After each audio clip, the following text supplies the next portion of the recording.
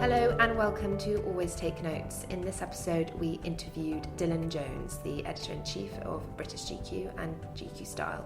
So a significant one for Eleanor because we did it on her very last day working at GQ at Vogue House on Hanover Square. A really interesting interview. We talked to Dylan about his career, starting off in magazines in the early 80s, in the style decade, as he put it, moving to Fleet Street in the 90s, and then his tenure at GQ since 1999. And we also talked about where the magazine and ideas of masculinity fit into the current cultural moment. It was a really interesting episode, and we hope you enjoy it. So we're here with Dylan Jones at GQ, and thanks so much for taking the time to come on the show. Can we start off by talking about the 30th anniversary of the magazine, of what it means and what you're trying to do with this issue, this state of man issue? Normally, when people do anniversaries, they tend to use it as an excuse to sort of beat their chest, or wave flags and remind people how brilliant they are, and usually by repeating some sort of greatest hits and saying, look what we've done, aren't we clever? A, we've done that in the past.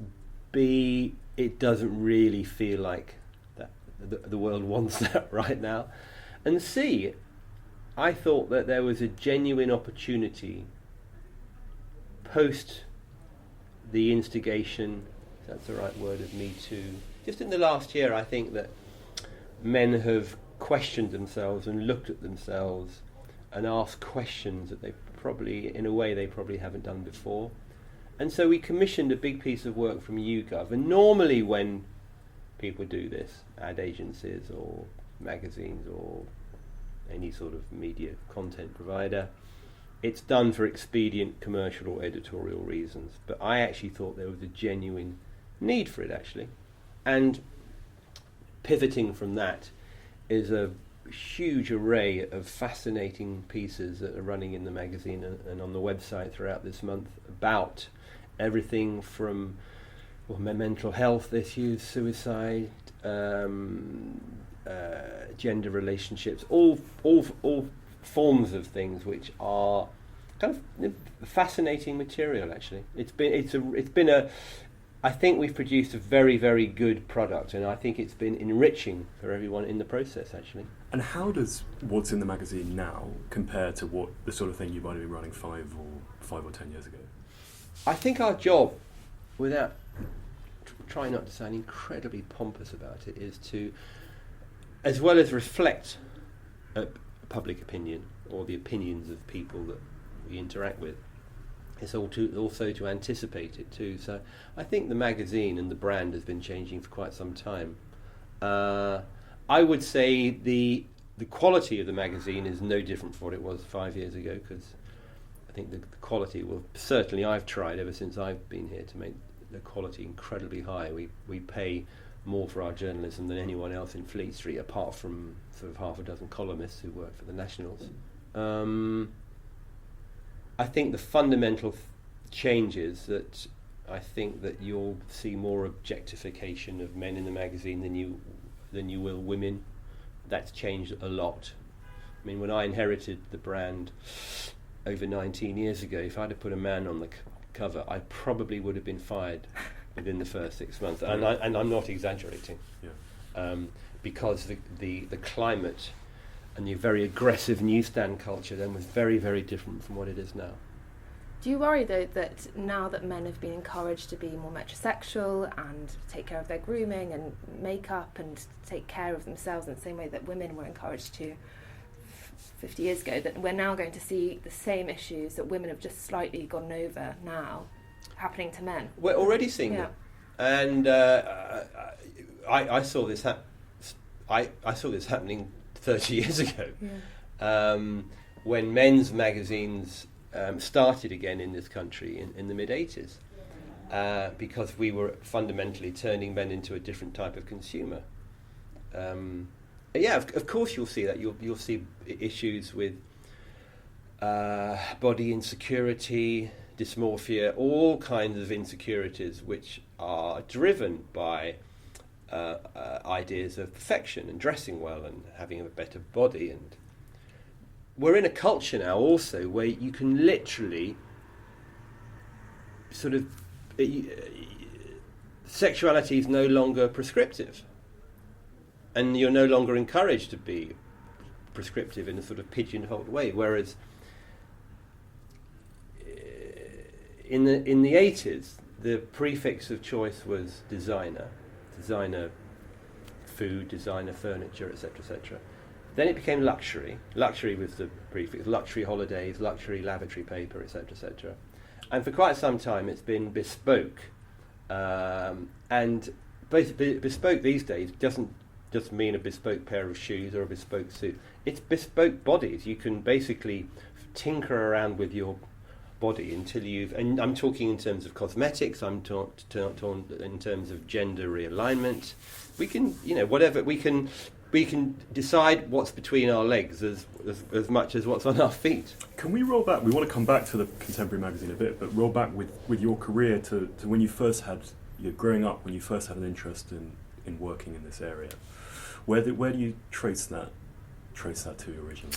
You grew up in Ely, right? No, I was born in Ely because my father was in the Air Force, and we just happened to be moving through Ely when my mother decided to have me. So, but no, we lived in Air Force bases all over the country, all over Europe, Italy, Malta, Cyprus, every county in the UK. From a very early age, I was very interested in that idea of the hub of moving somewhere where things were happening. And if you live in the wilds of East Anglia, literally you're driven to the city. I mean, it's the pull is incredibly magnetic.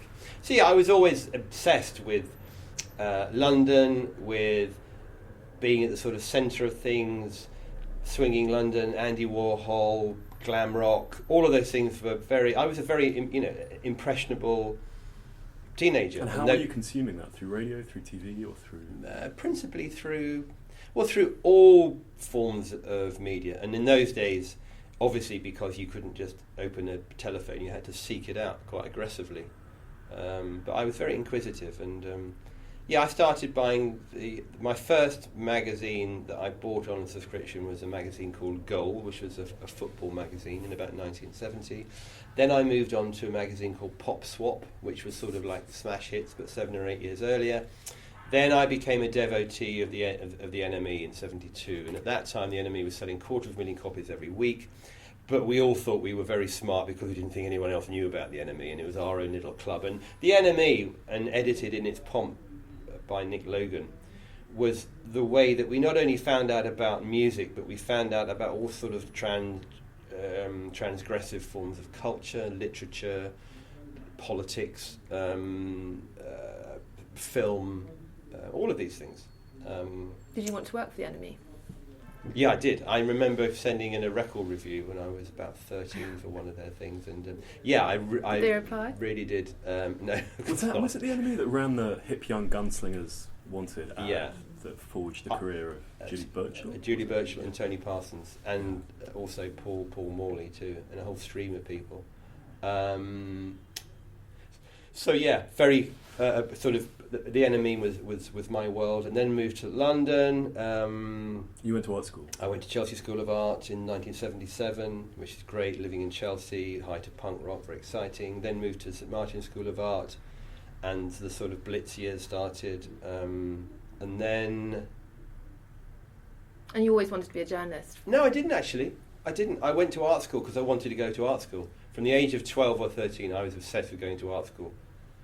I've been the least strategic person I know in terms of my career. I've never thought strategically. Probably, I've had an awful lot of fun and freedom that way. I'm sure I could have been smarter in many respects. What did your parents want you to do? I can't remember actually. How did they respond? Probably go in the RAF because my brother's in the RAF. Oh, really? I think they wanted me to go into the RAF. Was your dad a pilot? Sorry? Was your dad a pilot? He was for a short time, yeah.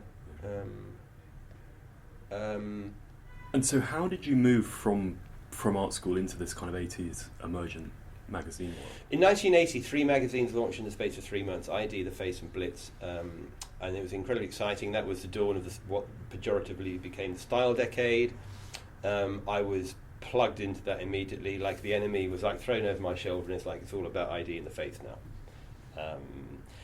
And after a while, if you're living in the centre of London and you're consuming all this stuff, you very quickly, in a very conceited way, begin to think, well, actually, I'm not just a consumer of this stuff in these magazines. I'm kind of part responsible for it, because I'm going to these clubs, I'm buying these records, I know this person, I know that fashion designer, I know this journalist, etc., etc.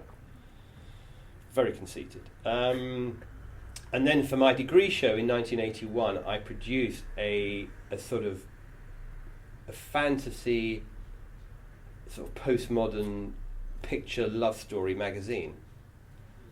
Incredibly pretentious. Did you have ambitions to be a fine artist?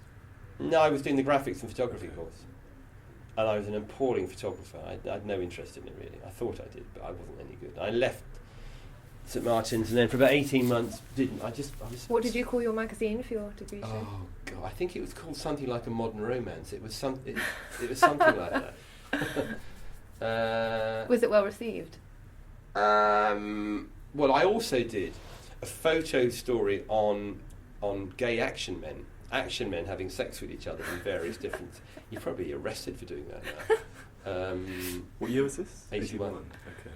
And then I was a layabout for 18 months. I went to a lot of nightclubs. I mean, my job was going to nightclubs, basically. It was terrible. I lived in a housing association flat in Brixton. I worked as a cocktail barman in the Fridge very briefly. I was a film extra. I shoot down Roger Moore's plane in Octopussy. Oh. I was in a David Bowie, Catherine Deneuve vampire movie called The Hunger. Was there, something that we always talk to people about on the podcast is money and financing. Was London a different and a more affordable place to be a young person with creative Well, it was in the height of the recession, the depression. It was 1980, 1981, strikes. I think it must be tougher now because things are more extreme now. I think it must be terrible for young people, particularly working class people, to sort of move on. In those days, you'd be in a housing association flat or a council flat or squatting, and you just spiral into London. You can't do that anymore. But we always found money. I don't know where we found money from, but we always found money. Were you writing at all during this time? No, I was awful. I was a layabout. I was so conceited because I didn't know what I wanted to do, but I was not going to do anything that I didn't want to do. Incredibly conceited and What was your loftiest ambition at that time? I honestly don't know. It's terrible. And I say to my kids sometimes, I said, don't worry if something hasn't got you yet, because it didn't with me. I'd like to. I could say that there was the narrative arc was far more expedient than it was, and on paper I can make it look really clever. But for 2 years I didn't do anything. I just went to nightclubs. So how did you get into these new magazines? I was. Every day, I was living in Peckham at the time, Camberwell, Peckham, and I'd get up as late as possible in order to have one meal a day, and I'd go across to the chip shop, and then I'd watch Channel 4, and then I'd go out, and you got in everywhere for free, and you knew people who ran clubs, and you'd get on the tube or you'd walk, and then that's what I did. And then I got a call one day from, I don't know how I got a call, because I didn't have a telephone. Anyway, a photographer friend of mine called Mark Bailey, no relation to David Bailey, was taking some pictures for ID magazine, and he wanted someone to turn up and ask to interview these people, and I had nothing to do other than get up late and eat chips and go to a nightclub and watch Channel 4, so I said sure. And in those days the questions would have been, where do you buy your clothes and how much do you hate Margaret Thatcher? Anyway, I dutifully typed all this stuff on. Is that what you asked? Is that what you asked? I can't remember, but probably. I typed all this stuff on my red Remington that my father had given me, and I sent it in, I don't know, delivered it, posted it, I can't even remember, and then forgot all about it. And about 10 days later, I was staying with a friend in St Charles Square in Ladbroke Grove, And Terry Jones was on the phone, so it's a phone call for you, and I picked it up, and he says, do you want a job? Literally. Terry Jones was the editor? Yeah, he started the magazine, edited the magazine. I was going to ask, what was the ownership structure? Who was putting the money up for these magazines? They're all independent. Yeah. Everything was independent. He was from his top floor flat in West Hampstead, actually Kilburn. And I said, yeah, okay.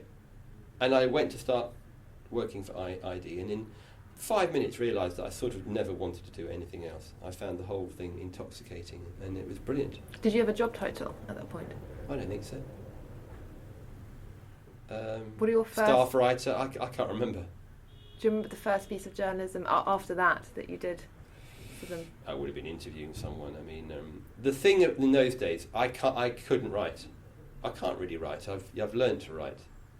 I can write. I mean, it's a craft.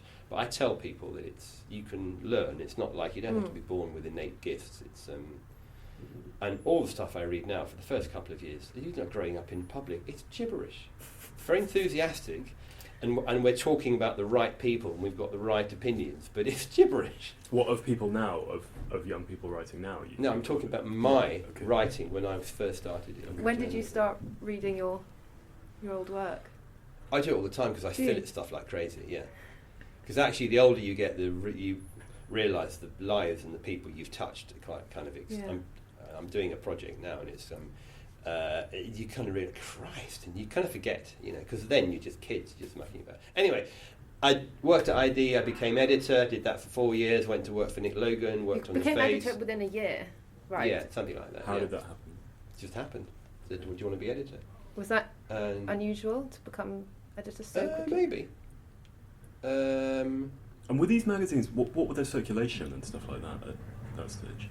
Oh, I think we used to tell people we were probably selling 60,000. I'm sure we were probably selling 15. I mean, I've got no idea. The thing is, pre-internet, you forget how enormously influential these magazines were. Yeah. Which we didn't at the time, because we knew. We were so conceited. It's like arrogance, the arrogance of youth. We thought we were so important. And in a very small way, we were. But in a very small way. But it was very exciting, very intoxicating. Then I went to work for Nick Logan for 4 years, ended editing Arena. And then in '92, I went to work for newspapers. I didn't particularly want to, but I thought I ought to. The Observer? Yeah, I went to work for The Observer, worked there, then they was bought by The Guardian, we all got fired, I got a huge cheque, it was brilliant. I tell people you should never worry when you've been, everybody gets fired. How old were you when you were fired? 32, okay. 31, 32. And why did you feel you had to go and work for a newspaper? Because I was a journalist, I thought I need to go and work on a newspaper. So I did, and then I spent most of the 90s working at the Sunday Times in various different positions, loved that. And then worked at the Sunday Times until '99, until I was offered the job here. And I thought, never thought I'd go back to magazines. Were you reading GQ throughout this time? No, I didn't particularly like it, actually. Why not? Because I didn't think the writing was very good.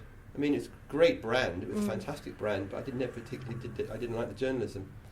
And I was editing Arena when GQ started, and I always thought they got the skew of GQ wrong. But anyway. And for a generation who perhaps weren't familiar with them, those iconic 80s magazines, The Face, ID, stuff like that, what were they? What was the package that they were offering? They were the first magazines to... I mean, the whole idea of the style decade, the 80s, it's very pejorative. And actually, if you analyse it, and I'm writing about this now, it's not. It's part of a continuum from... the end of the Second World War right up until now. But because money culture was changing in this country, because there was more of an emphasis on the way that things looked, fashion, MTV, designer furniture, makeup, we became damned in a way. But if you look at the editorial mix of a magazine like ID or The Face or Blitz even, these were magazines which were targeted at ostensibly young people, but they weren't just about music. They were about fashion. They were about architecture. They were about social trends, food, etc., etc.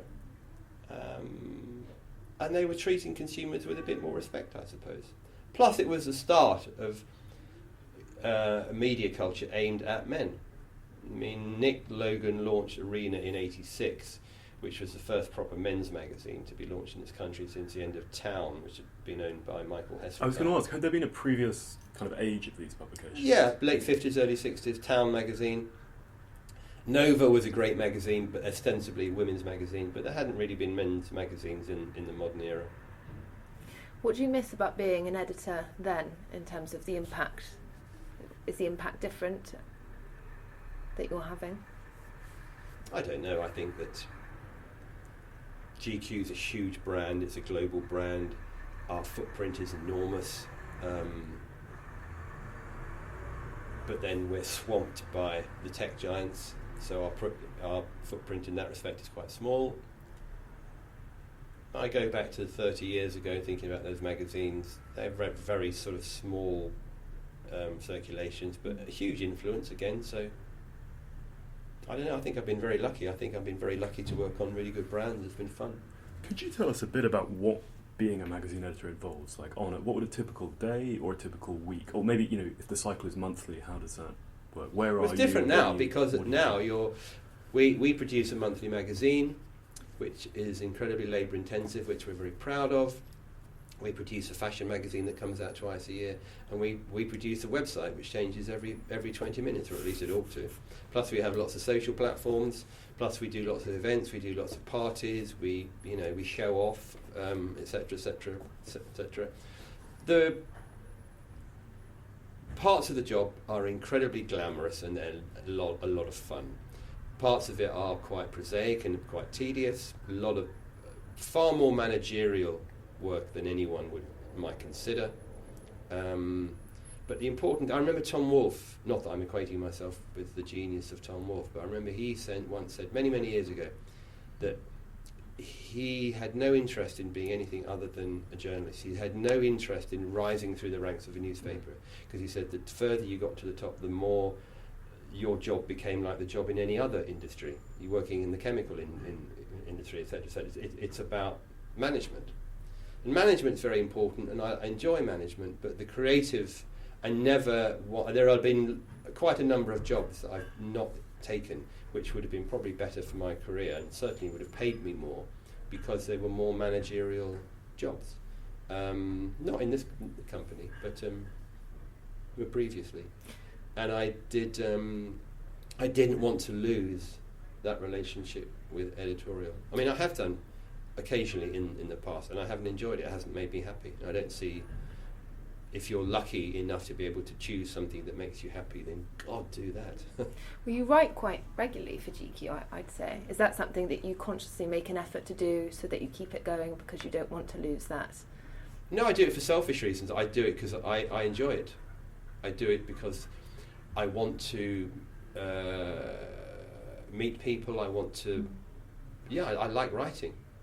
I remember Rosie, my friend Rosie Boycott, who was a magazine editor and newspaper editor, she always says you can either be a great writer or a great magazine editor, and I think that's not true. Really? Yeah, I'm conceited enough to think that, no, I mean, I think I'm a pretty good editor, and I've become a good writer, but it's through a lot of work, because I'm not a natural. I actually found out recently that I'm borderline dyslexic, which I didn't realise. Oh yes, Nick Jones told me that on the phone. Yeah. And how, just on the kind of mechanics of putting it together, how big is the team here? And on that Far too big. Well, I'm leaving now, so yeah. That's smaller. I remember we had a brilliant publisher called Peter Stewart, who was here when I arrived.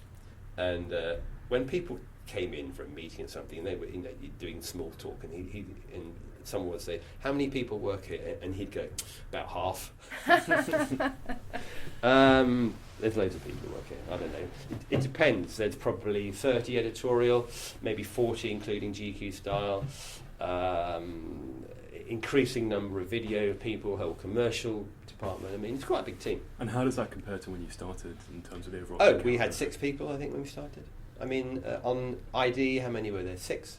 Okay. Maybe 4 full-time. Arena, 10, maybe 8. And how do you balance the kind of ambassadorial role, the going to the shows or things like that, with the actual putting of the thing together? What do you mean, how do you balance it? What do you mean? How do you balance it? And what's the split, I suppose, between those two? Oh, I don't know. The thing is, you have to enjoy it. You can't be a wallflower. You can't be a shrinking violet. You have to have a certain amount of ego, and you have to want to go out. Sure.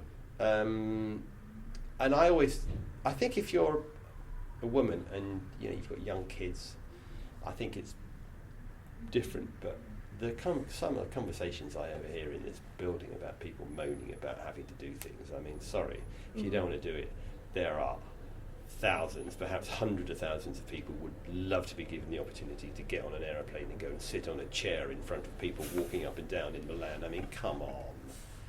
You have to enjoy it, yeah, but that's fun. You have to, it remains fun. Sometimes it's a bit tedious having to go to dinners and, lie about how much you like someone's shoes, but I mean, it's not difficult. And actually, most people in this industry are fun. And most people in this industry are fun to be with. And we are it's a very different environment now, far more commercially driven. But I've always been very commercially driven. And I think if you work with the right partners, the opportunities now are much bigger. I mean, we produced and directed 5 short films for Gucci last year.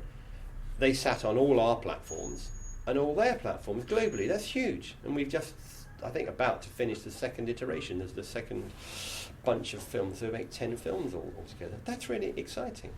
And you tend to go to things that you enjoy people's company. It's reflected. If you have a difficult relationship with a brand, it's probably because the people involved with the brand are not particularly smart or engaging. When you began your editorship of GQ, what were the major changes that you made to editorial? When they asked me if I was interested, I said, well, the journalism isn't any good. So basically, we got rid of everyone and hired the best possible journalists we could. How difficult do you find it getting rid of a team in that way? I don't take any pleasure in firing anyone, but I mean, sometimes you have to make changes. But I don't enjoy it at all. I know some people do. I think it's necessary sometimes. But my pitch was very simple. It was A.A. Gill directs a porn film. Yes, that's a great pitch. Could you elaborate? Yeah, I worked with Adrian at the Sunday Times. Not that we were friends. I didn't really know him very well. He was, at the time, the best, most famous, probably most expensive journalist in Britain. And I said that if I get this job, I will hire Adrian Gill, which I did. Had you spoken to him about that possibility? No, not at all. And one of the ideas was, I want you to... and then, so I eventually had to make... When I got the job, I had to make this thing happen. So I rang him up and said, this is what I want you to do. I want you to write and direct a hardcore porn film. How did you get that idea? How did I get the idea? Yeah, so what made you think of it? For the pitch? Because at that time, men's magazines were quite ribald. It was a very different culture. And magazines were quite sexual. And I thought it'd be a funny thing to do, wouldn't it? Get the best writer in Britain to write and direct a hardcore porn film. So we made it happen. There's a theme here after your first magazine with the gay action. It's true, actually. Yeah. Latent sexual repression. And where, both at that time and going forward, did you see the place of writing and of reportage and things like that in the mix? Because that was the thing that always excited me. And going back to the days of the NME, you very quickly, not that I went to a secondary modern school, I wasn't very academic. I had a terrible academic career, actually, but when you were interested in something, say someone like David Bowie, you wanted to read Nick Kent or Charles Sharp Murray or Ian MacDonald write about David Bowie. You didn't want to read some hack in the Daily Mirror or in PopSwap or something. So I knew what good writing was from a relatively early age, I suppose, because I was interested in the subject matter. Who did you bring on after A. Gill? Adrian Gill, Dominic Lawson, Boris Johnson, Simon Kellner, Tom Wolfe we had, Rod Little, Piers Morgan. Basically... As contributors, not... Yeah. Not, yeah. Andrew Neil in the 80s had reinvented the Sunday Times by aping magazine culture, and I thought, well, I'll just do the inverse. And having worked on newspapers for 8 or 9 years, I just thought, well, just get the best, just get the best writers. And how quickly did you see the brand change after you did that and the readership change? Well, you think it changes really quickly, but it actually takes a very long time. It's perception as much as anything else. That's the biggest problem. Biggest problem is perception. I had a meeting. I was talking to someone last night, and at this thing I was making, chit-chatting at this event, and I realised quite quickly this woman had no idea what I was talking about. She's quite elderly, but it's very easy to think that everyone knows your brand and knows everything, but most people don't. Well, I was just going to say that what I find frustrating, particularly among my friendship group, and I'm 25, is that often they will not realise that GQ has such an impressive long form, and they will see it as a fashion magazine, and they'll often think that I just write about fashion when I don't think I ever have. Some people do. How does that frustrate you? It niggles. It doesn't frustrate me. I mean, it's it is what it is. It's like people. It surprises me though that people still think that sometimes. Some people. People have other things going on in their lives. They're not interested. It's like people think, you could say that about David Bowie. If people don't care about something, they'll have a very scant idea of what that person means or what that object means. It's like not having any interest in modern furniture. And with these writers you're bringing on board, were you assigning them ideas or asking them to generate them? Writers never have any ideas. That's one of the most fun. I realised that quite early on, and I was. Because I have a lot of ideas, he says conceitedly. I used to have. I wrote quite a lot because commissioning editors love other people to have ideas because writers never have ideas. Okay. They literally never have ideas. Has it got worse? Yeah. Your book career, the books that you've written and things like that. How has that fitted around your magazine? Right? Again, because I like writing and because a lot of what I do and what have done is managerial and I enjoy having projects. It's yeah. And your new one? You're working on something at the moment? I've just written a book. Eleanor helped me enormously when I wrote a big book on David Bowie a couple of years ago. I couldn't have actually done it without her. She was brilliant, did a lot of the legwork. And I've just written a book about Wichita Lineman, the song. A whole book about a song? That's what my wife said. She said, that's interesting, darling. Why? In fact, Jimmy Webb, who wrote Wichita Lineman, said a similar thing, actually. I've just written that, and that will come out next year. How do you write things so quickly? Because I don't have hobbies. When do you write? At night, in the morning, in cars, on aeroplanes. You're here so early, normally. But I write quite quickly, and I write on a phone. I used to write on a BlackBerry. Yeah, I wrote a 6,000-word feature on Tony Bennett coming back from New York, having interviewed him, and I wrote it on a BlackBerry, and it was a pretty good piece, frankly. I don't know how you could write that on a BlackBerry. That's amazing. No, I enjoy it. What's the kind of connecting fibre between the different book projects you've done? You've written about Bowie, you've done the David Cameron book, you've written about music. Is this a consistent thing you're scratching at with? Recently, I think it took me a long while to kind of have. Again, I haven't been expedient or strategic in my books choices at all, and some of my book choices have been like someone saying, "Would you like to ride in a helicopter?" You go, "Well, it'd be nice to do that." Yeah, why not? How many of your books you've been approached to do as opposed to you thinking of doing them yourself? Maybe 50-50. Okay. But recently, for the last 10 years, I've been fairly consistent and. I think I know what I'm doing now, and I think I know what the brand means. So, Are you able to say which one has done the best? Oh, Bowie. Bowie. Yeah. Which was a biography? Sorry? It was a biography. It's an oral biography, yeah.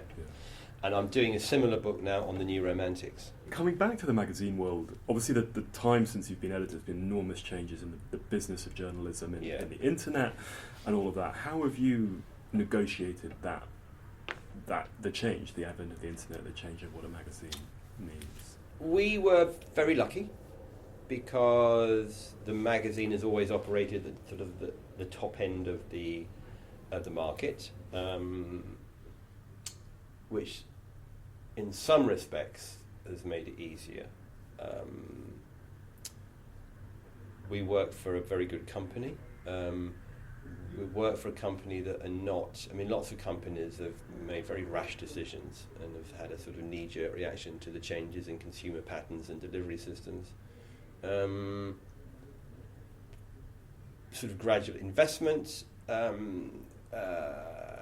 knowing, well, being confident, being early. What is circulation now? Sorry? How does circulation today compare to...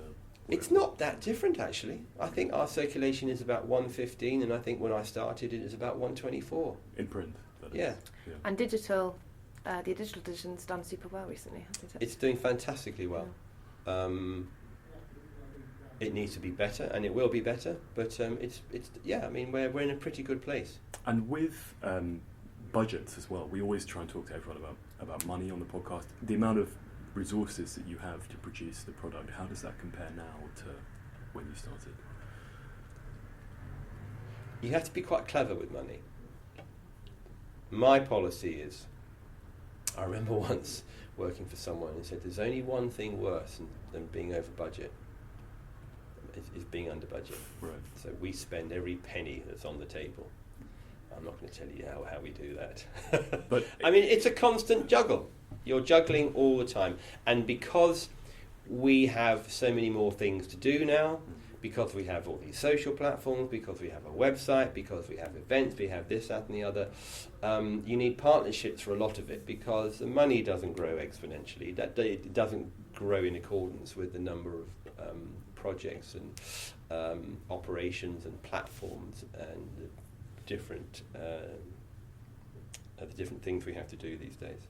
What worries you the most as an editor? Is it money that's often on your mind in terms of... Many things worry me to do with the industry, from very prosaic things, from sort of existential things. I think that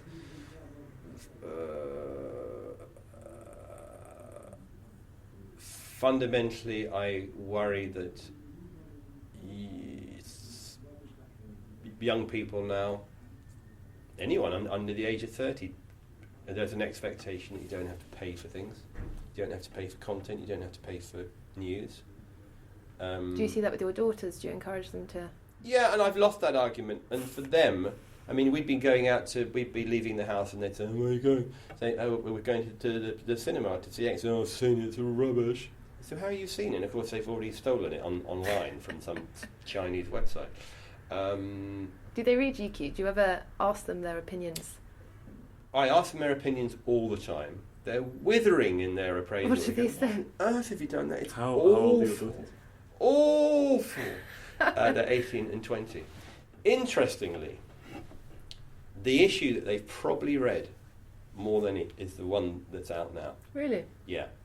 They don't... I mean, they're quite judgmental and quite binary. They don't understand why we've done Jordan Peterson because they hate him. They don't understand the nuances of why we would give him airtime. But no, they've read the new issue because it appeals to them. But I tell you, they wouldn't cross this room to buy a magazine. They've been brought up in a house full of media, full of print, full of news, full of fashion, full of, and everyone they know works in our industries. But they wouldn't cross this room to buy a magazine. And that's the problem. You mentioned earlier in the interview that the magazine pays higher than regular British standards. And actually, our word rate hasn't gone up. It's just that everyone else has come down. Can you say what it is? No. Okay. I mean, I've written for the magazine. I'm not going to say on air what it is, but it's certainly a lot of the work I do now is for US magazines who will who pay a lot more. A lot more than that. And at the moment. Yeah, but I mean, do you see in trying to run really ambitious, big reported pieces? Is it the Americans will pay twice as much for that kind of thing? Does which obviously has to do with circulation and things like that, but is that willingness or reluctance to pay a lot for that kind of work, does that have a factor on the British journalistic culture, do you think? No, I think that British journalism is, I would say, better than American journalism. I think that often American journalism is more rigorous, but I think British journalism has more swagger, is more opinionated.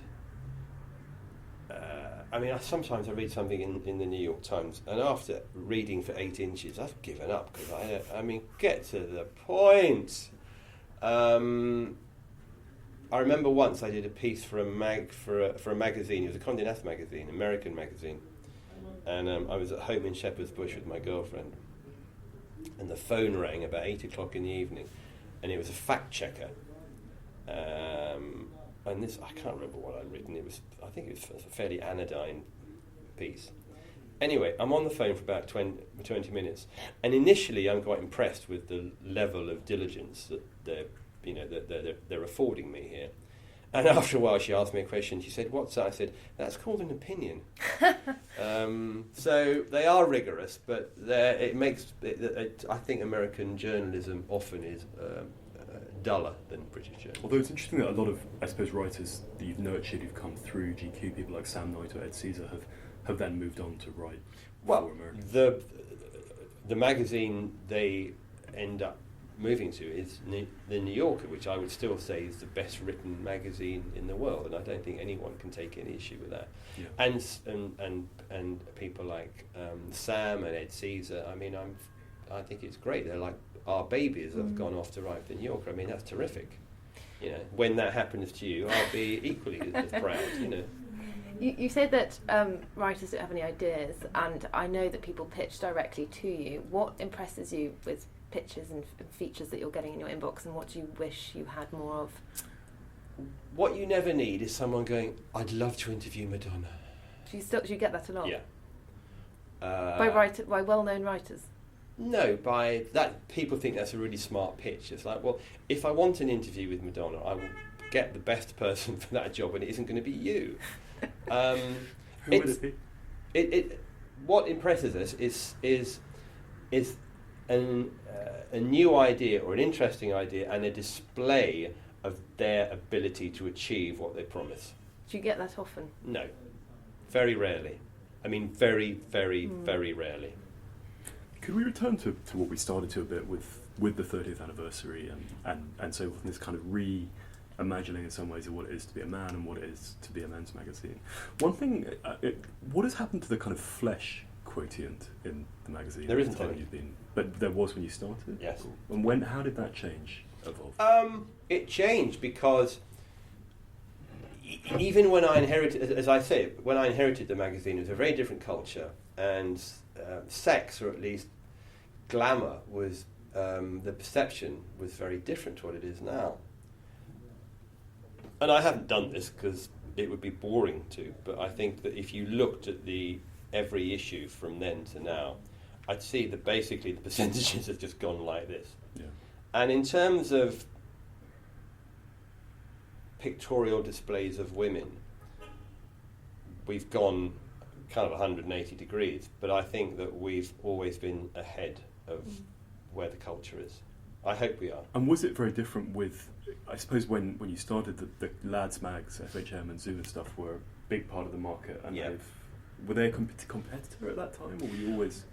Well, yeah, because we had someone from the American company who was working here for a while, and they used to come into when we used to have regular circulation meetings with our distributor in the boardroom. There'd be about 20 people around this table, and we'd have what we sort of laughingly call the competitive set on the table, and be everything from Men's Health to Esquire to Shortlist to blah blah blah blah blah, all these magazines.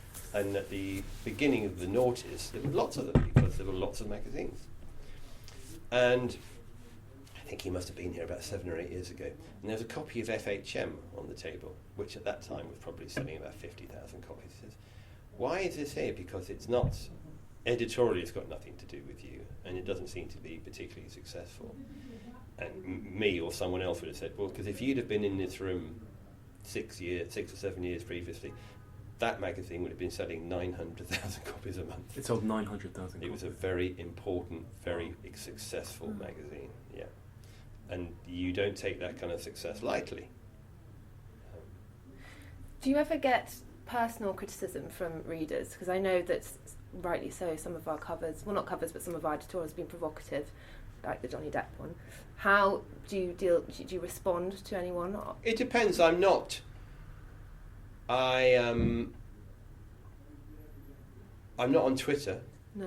I tried to be on Twitter twice. I don't like it. I find it it's too aggressive, and it's too kind of PR driven. I just don't like it. I think Instagram is a far more effective form of marketing, which I use it for. I've got no interest in telling someone my opinions for free on social media, and then just because someone has an opinion, it doesn't necessarily mean it's worth repeating. So I'm not interested in Twitter. I know what goes on. I pick up stuff. Of course I do. I'm not stupid. But if someone writes to me individually through whatever means, I invariably respond. Do you get letters? It's usually emails, but yeah, I get letters. And if I think their complaint is considered, then I will respond. I had an email from someone internally, actually, in the last month, complaining about something that Matt Dancona had written, and I was very quick with my very robust response. I'd say out of everyone, he's a very thoughtful. The problem that we have at the moment, and it will change, and Matt wrote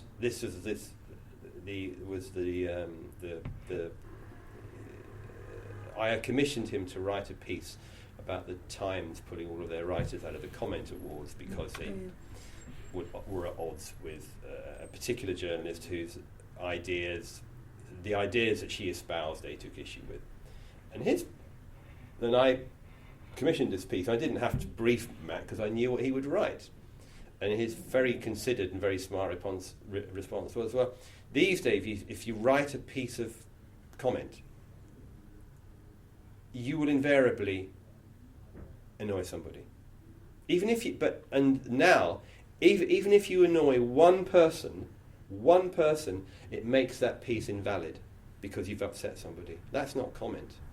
What was the situation with the Johnny Depp story? There was this contretemps around that. What were your thoughts in terms of running that piece? Oh, very, very, very simple thoughts. We were offered Johnny Depp, I think, because nothing to do with his issues with Amber Heard,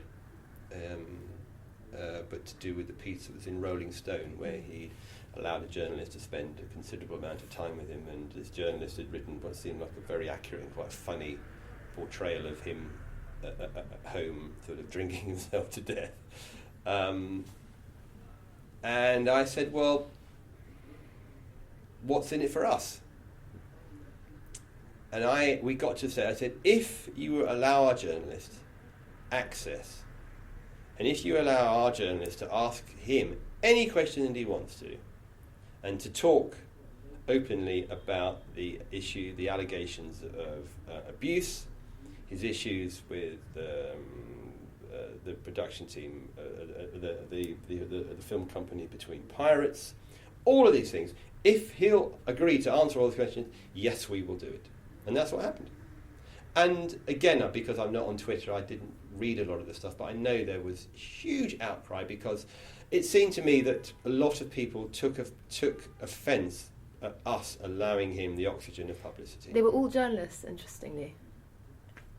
Which I think is pathetic, because you're basically saying, because someone's accused him of something, he is guilty, and so you, GQ, are not in the position to write anything about it. We were positive, it was a very open piece, and it's a great piece of journalism, and I stand by it completely, 100%. And it sold well. I think Alistair Campbell once said that if you could ride a scandal out for 7 days, you'd be fine politically because it would go. Do you feel that cycle has shortened? No, I'd say it's. I'd say it's. I think it lasted about 7 days. Yeah, I think it's kind of the same actually, because I remember I was going away on a job or holiday. I can't remember. I was leaving the country, and I said to the person who wrote it, because it was the onslaught was quite. It was quite intense for a couple of days, and I said, "How are you?" He said, "Oh, I'm okay." And I said, "Well, you got about another 4 or 5 days of this. So just turn everything off, play with the children, and forget about it because it will be over. But it's not going to be, it'll be ugly for a while." And it was. But in that case, we weren't often when we do things. We're looking to be annoying and to kick up dust and but we weren't in that case. I just thought it was the right thing to do. And often we've done things which I've thought have been the right thing to do. I haven't always been proved correctly, but I've had huge arguments with the team, particularly about politics, because I went through a period of being very pro the Conservative Party. We did a lot with David Cameron, we did a lot with Boris, but I think actually we anticipated the mood of the country, and I think we were right. And now the world and this country is very different, and we have slightly more circumspect views of the Conservative Party. But I had huge rows with the team about hiring Piers Morgan, and they said no one will agree to be interviewed. And it's just after he'd been fired as the editor of the Mirror. I said exactly the opposite. People will look upon it as a challenge, and they did. As a final question, do you think, in recent years, Graydon Carter has stepped down from Vanity Fair, that there was a kind of generation of, maybe grandee is the wrong word, but magazine editors who were big cultural figures, who held the jobs for a long time and had this sort of social status. It's been suggested that era is over or is coming to an end. Do you think that's true? I think that it's never... I think if you take brands, particularly newspapers and magazines, I think that often they are helped if the person who has custodial care of them is a big personality and is prepared to stick their head above the parapet. I don't think it's necessary. Do I think that era is coming to an end? In some respects it might be. I don't know, actually. I don't think it's necessary, but I think that often it helps. I think that in the age of social media that we're in at the moment, it might be even more important than it once was. Don't know. Well, listen, thanks for being such a candid and open guest, and thank you. It's been fun. Wishing you all the very best with this episode. Sorry, with this issue, and going forward as well. You're very kind. Thank you very much indeed. Thank you. Hello, it's us again. We're going to have a bit of a change of form here because I'm going away for the next month, so we're not offering a sequential update, but rather we're going to have a bit of a discussion of what we were talking about. So, Ellie, what were your thoughts on the interview with Dylan? It was great. It was a very surreal experience for me, having never interviewed him before. I've worked with Dylan for 3 years now, and it was great to be able to ask him all the things that I'd wanted to know all these years and hadn't been able to ask. I thought he's a really great interviewee, very honest and very good at remembering anecdotes from all the way back to the 80s, very specific anecdotes, which I found very interesting. Enough sucking up there from Ellie. Sorry. And I was struck by his bright orange socks and his cufflinks, which you won't see on the podcast because it's an oral medium. But I thought it was very interesting. We've had a few people with big jobs on the podcast before, the editor of the FT, the editor of the TLS, and always very interesting to see in different corners of the industry how people work that one. So I thought, very... I think as well it will galvanise some writers to pitch him some good ideas, because he was quite honest about how... writers never have ideas. Writers never have ideas, and he hasn't had a good pitch for a long time. Yeah. So. Anyway, this has been Always Take Notes, hosted by me, Simon Acombe. And me, Eleanor Halls. Our producer is Nicola Keane. Our social media editor is Zara Hankier. Our music is by Jess Danheiser, and our graphic design is by James Edgar. You can follow us on social media. We are on Instagram at Always Take Notes, and on Facebook. And on Twitter at Take Notes Always. You can also find us on iTunes, and we'd love it if you could leave a review if you enjoyed the episode. And finally, we have a crowdfunding page on Patreon, also under Always Take Notes, and if you felt like chipping in there, we'd be very grateful. Thank you. Thank you.